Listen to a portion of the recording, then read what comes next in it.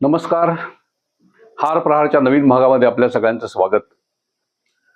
आज आपण बोलणार आहोत हे एका पोटनिवडणुकीच्या निकालाविषयी. गेल्या आठवड्यामध्ये बिहार, मध्य प्रदेश आणि गुजरात या ठिकाणी विधानसभेच्या 3 ज्या जागा रिक्त होत्या त्याची पोटनिवडणूक झाली. यातली बिहारची जागा ही आता राष्ट्रीय चर्चेचा विषय झाली. बिहारमध्ये पाटणा शहराच्या अंतर्गत म्हणजे ज्याला पाटणा साहिब लोकसभा मतदारसंघ म्हणतात त्याच्या अंतर्गत असलेल्या बांकीपूर या एका विधानसभा मतदारसंघामध्ये ही पोटनिवडणूक झाली. ही का झाली तर तिथले जे आमदार होते, जे बिहारच्या मंत्रिमंडळात मंत्री होते, ते भारतीय जनता पक्षाचे राष्ट्रीय अध्यक्ष बनले. या नितीन नबीन असं त्यांचं नाव. हे आहेत खरे नितीन नबीन सिन्हा.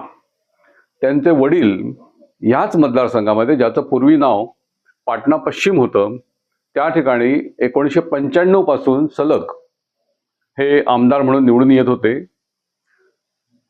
त्यांच्या निधनानंतर नितीन नबीन यांना भारतीय जनता पक्षाने तिथे तिकीट दिलं. त्यानंतर त्या मतदारसंघामध्ये पुनर्रचना झाली, जशी देशात सगळीकडे झाली 2008 मध्ये.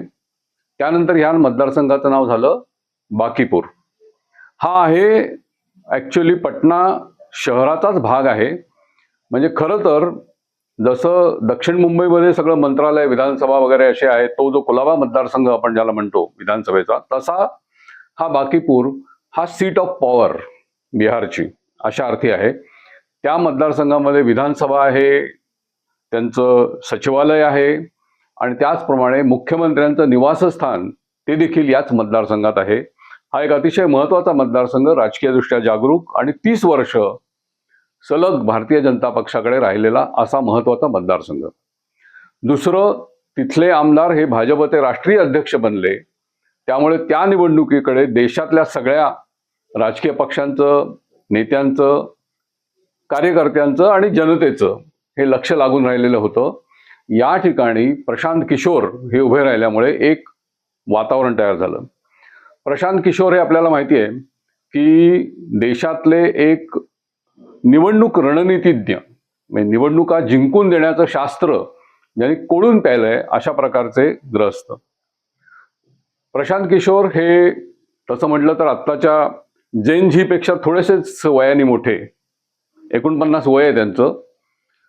ते युनायटेड नेशन्समध्ये त्यांच्या आरोग्यविषयक कार्यक्रमामध्ये भाग घेत होते. सार्वजनिक आरोग्य हा त्यांचा एक अभ्यासाचा विषय होता, त्यांच्या आवडीचा विषय होता, समाजकारणामध्ये त्यांना रस होता. युनोच्या प्रोजेक्टसाठी आफ्रिकेतल्या काही देशांच्या बरोबर ते आरोग्याचं काम करत असताना गुजरातचे तत्कालीन मुख्यमंत्री नरेंद्र मोदी यांचं लक्ष या तरुणाकडे गेलं आणि त्यांनी आग्रहाने त्यांना भारतात बोलावलं, गुजरातमध्ये नेलं आणि गुजरातच्या सार्वजनिक आरोग्य व्यवस्थेमध्ये महत्त्वाचं काम प्रशांत किशोर यांच्याकडे त्यांच्या सल्लागार म्हणून देण्यात आलं. त्या सुमारास मोदींचं देशाच्या राजकारणाकडे लक्ष होतं. त्यांना दिल्लीची खुणावत होती म्हणा. भारतीय जनता पक्षाने मोदींना पंतप्रधान पदाचे उमेदवार घोषित केलं. तेव्हापासून त्यांच्या टीममध्ये प्रशांत किशोर हे एक अतिशय महत्त्वाचे सल्लागार होते. वेगवेगळ्या नव्या संकल्पना, तरुणांच्या बरोबर जोडलं जाणं आणि तंत्रज्ञानाचा वापर हे त्यांचं वैशिष्ट्य होतं. आणि त्या अनुषंगानं त्यांनी जे मोदींचं म्हणून एक वैशिष्ट्यपूर्ण अशी ती निवडणूक झाली, चाय पे चर्चा, हे त्यांचं कर्तृत्व होतं. प्रशांत किशोर हे त्याच्या मागे होते आणि त्या निवडणुकीमध्ये मोदी जिंकले. त्यानंतर देशाचं लक्ष प्रशांत किशोर यांच्याकडे गेलं. वेगवेगळे राजकीय पक्ष त्यांच्या मागे लागले आणि त्यानंतर गेली त्याच्यानंतरची 7-8 वर्ष म्हणजे 14च्या निवडणुकीनंतर पुढे प्रशांत किशोर हे देशातल्या प्रत्येक महत्त्वाच्या विरोधी पक्षांच्या नेत्यांच्या बरोबर त्यांचं निवडणूक कॅम्पेनमध्ये प्रशांत किशोर हे जोडले गेले आणि त्यांनी काँग्रेसचे पंजाबमधली निवडणूक, पश्चिम बंगालमध्ये ममता बॅनर्जी यांची निवडणूक, आंध्रमध्ये तेलुगू देशमच्या बरोबर केलेलं काम, म्हणजे अशा सगळ्या देशातल्या सगळ्या भागामध्ये त्यांनी काम केलं. पण ते भाजपपासून तेव्हा वेगळे झाले, दुरावले. भाजपच्या नंतर ते बिहारमध्ये नितीश कुमार यांच्याबरोबर गेले. नितीश कुमार यांच्याबरोबर त्यांनी निवडणुकीमध्ये उत्तम काम केलं आणि नितीश कुमार यांना जिंकून दिलं. त्याच्यानंतर प्रशांत किशोर हे काही काळ नितीश कुमार यांचे सहकारी झाले, त्यांच्या पक्षाचे कार्याध्यक्ष बनले आणि नितीश कुमार यांचे राजकीय वारसदार असं म्हणून प्रशांत किशोर यांच्याकडे तेव्हा पाहिलं गेलं. पण तिथूनही ते बाहेर पडले. त्यांना स्वतःचं स्वतंत्र वेगळं अस्तित्व, राजकीय अस्तित्व निर्माण करायचं होतं. त्यांनी बिहारमध्ये प्रचंड काम केलं, 2 वर्ष पदयात्रा केल्या आणि त्यानंतर जनसुराज्य पार्टी या पक्षाची त्यांनी बिहारमध्ये स्थापना केली. आणि मागच्या म्हणजे 25 डिसेंबरमध्ये ज्या निवडणुका झाल्या आता 8-9 महिन्यापूर्वी, त्याच्यामध्ये प्रशांत किशोर हे जोरात उतरले. असं वाटलेलं होतं की सगळ्या राजकीय पक्षांना निवडणुकीचं शास्त्र शिकवणारा एक व्यक्ती, एक गुरु हा स्वतः जेव्हा निवडणूक लढवतो तेव्हा काय होईल आणि ते मोठ्या प्रमाणात निवडून येतील असं वातावरण झालेलं होतं. पण मतदार हा शेवटी मतदार राजा असतो. त्यांनी वेगळा कौल दिला. प्रशांत किशोर यांच्या पक्षाला त्या निवडणुकीमध्ये जेमतेम 3.5% मतं पडली. एकही उमेदवार त्यांचा निवडून आला नाही. आणि आता या बाकीपूर मतदारसंघाची पोटनिवडणूक प्रशांत किशोर यांनी लढवली. त्या ठिकाणी त्यांचा जो उमेदवार तेव्हा होता 25च्या निवडणुकीमध्ये नितीन नबीन यांच्या विरोधात, त्याला फक्त 7,000 मतं पडलेली होती.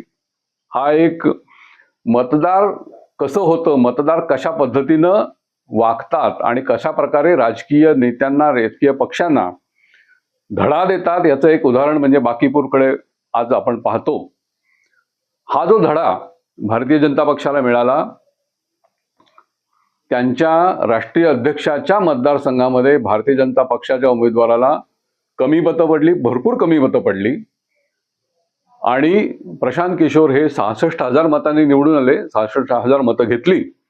त्याच्या विरोधात त्यांच्या भाजपच्या उमेदवाराला जवळजवळ 20,000 मतं कमी पडली. त्या ठिकाणी अर्थातच लालू प्रसाद यादव यांचा जो पक्ष आहे, तेजस्वी यादव हे त्याचे प्रमुख आहेत, हा राष्ट्रीय जनता दल, त्याच्या एक रेखा गुप्ता नावाच्या उमेदवार होत्या, त्यांना त्या ठिकाणी जेमतेम 14,000 मतं पडली. म्हणजे भाजपच्या उमेदवाराला तो सिन्हाच होता, त्याला मिळालेली मतं आणि गुप्ता यांना मिळालेली मतं यांची बेरीज केली तरी त्याच्यापेक्षा देखील प्रशांत किशोर यांना 10,000 मतं अधिक मिळाली.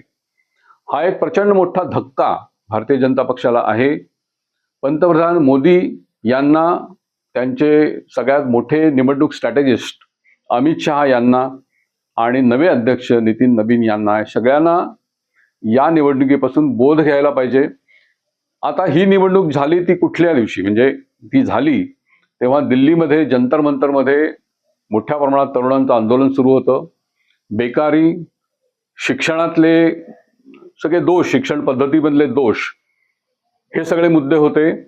आणि त्याच्या विरोधात दिल्लीत मोठं आंदोलन सुरू असताना प्रशांत किशोर हे तरुणांचे मुद्दे घेऊन त्या मतदारसंघामध्ये घरोघर फिरत होते बाकीपूरमध्ये. अर्थातच प्रशांत किशोर यांच्याकडे एक निवडणुकीची स्ट्रॅटेजी होती, त्याप्रमाणे त्यांनी काम केलं.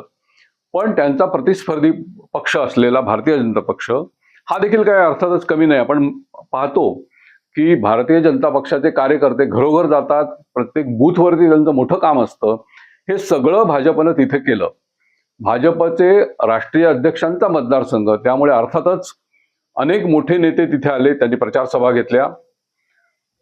त्या ठिकाणी 200 पेक्षा अधिक हे खासदार, आमदार उतरलेले होते आणि प्रत्येक नेत्याला 50 घरं वाटून दिली होती. घरोघरी या नेत्यांनी जायचं होतं. असं भारतीय जनता पक्षाने देखील प्रचंड ताकद लावली आणि ती निवडणूक लढवली. पण तरीही एवढं होऊनही मतदारांचा कौल हा वेगळा आला. भारतीय जनता पक्षाने सगळी ताकद लावलेली होती. मोदींनी आता त्या निवडणुकीचा पुन्हा एकदा परामर्श घ्यायला सुरुवात केली असेल, सुरू केला आहे. नितीश कुमार हे जे बिहारचे माजी मुख्यमंत्री होते, 4 महिन्यापूर्वी त्यांना भारतीय जनता पक्षाने बदललं आणि तिकडे सम्राट चौधरी हे आपले जे पूर्वी उपमुख्यमंत्री होते त्यांना मुख्यमंत्रीपदी बसवलं आहे. भारतीय जनता पक्षाची ताकद बिहार विधानसभेमध्ये प्रचंड आहे. 202 इतके आमदार त्यांचे 25 मध्ये निवडून आलेले होते. पण नितीश कुमार यांचं एक जे काय वलय होतं, त्यांच्या पक्षाला जनता दलाला मिळणारी एसला मिळणारी जी काही मतं होती ती भाजपला अर्थातच हवी आहेत, हवी होती तेव्हाही पाहिजे होती, आत्ताही हवी आहेत. पण या निवडणुकीत काय झालं? नितीश कुमार यांच्या लोकांनी काम केलं की नाही केलं? भारतीय जनता पक्ष आता त्याचा शोध घेत आहे. पंतप्रधानांनी नितीश कुमार यांच्यावर बैठका केल्या, त्यांच्या सगळ्या सहकाऱ्यांना बोलावलेलं होतं. अन्य भारतीय जनता पक्षाचे बिहारमधले जे नेते आहेत त्यांच्याशी सगळी चर्चा सुरू झाली असेल. पण बिहारमध्ये जे काय घडलं त्याचं माझ्या दृष्टीनं 2-3 मुद्दे होते. एक म्हणजे तरुणांचा असलेला असंतोष जो दिल्लीमध्ये दिसत होता जंतर मंतरवरती, त्याचं काही प्रतिबिंब हे नक्की तिथे पडलेलं होतं. देशातल्या अनेक भागामध्ये तरुणांच्या मनामध्ये आणि अर्थातच विद्यार्थ्यांचे पालक यांच्या मनामध्ये ज्या प्रकारच्या शंका कुशंका आहेत, त्यांना जी काय भीती आहे आपल्या मुलांच्या भवितव्याविषयी, ही सगळी तिथेही होती. त्याच्याकडे बिहार सरकारचं म्हणा किंवा केंद्र सरकारचं दुर्लक्ष झालं अशी जनतेची भावना तिथे झालेली होती. दुसरं, त्या ठिकाणी सवर्ण आणि उच्चवर्णीय यांचं एक प्रमाण मोठं आहे. 30% अधिक कायस्थ ब्राह्मण अशी मंडळी त्या मतदारसंघामध्ये आहेत. आणि हे सगळे जर उमेदवार आपण पाहिले, प्रशांत किशोर, भाजपचे सिन्हा आणि यांच्या लालू प्रसादच्या पक्षाच्या रेखा गुप्ता, हे सगळे उच्चवर्णीय असे उमेदवार तिथे आहेत, हे आपल्याला दिसलं. याच्याबरोबर त्या ठिकाणी एक भारत तिवारी नावाचा एक मुलगा, याचा एन्काउंटर पोलिसांनी काही काळ आधीच केलेला होता बाकीपूरमध्ये. हा मुलगा तसं म्हटलं तर मंदबुद्धी असा होता. हातात काहीतरी शस्त्र घेऊन तो नाचतोय आणि धमकावतोय अशा प्रकारचं एक चित्र होतं. पोलिसांना ते वेगळ्या पद्धतीनं हाताळता आलं असतं, त्याला म्हणजे ठार मारण्याची गरज नव्हती असं तिथल्या लोकांची भावना. हे सगळं उच्चवर्णीय समाजामध्ये पसरलेलं होतं. हा एक तिथला मोठा मुद्दा होता. त्याचप्रमाणे परीक्षांचा मुद्दा होता. बिहारमध्ये तरुणांना दुसरे पर्याय नाही आहेत नोकरीचे किंवा अन्य याचे. स्पर्धा परीक्षा हा बिहारी तरुणांचा एक अतिशय जिव्हाळ्याचा विषय आहे. त्याच्यावरती नीट आणि अन्य परीक्षांमध्ये झालेले गोंधळ हा एक मोठा मुद्दा होता. असे सगळे मुद्दे, बेकारीचा मुद्दा, तरुणांचं भवितव्य, आरोग्याविषयीचे एक प्रश्न, शिक्षणातल्या सुधारणा, असे सगळे मुद्दे घेऊन प्रशांत किशोर उभे राहिले, लढले आणि जिंकले.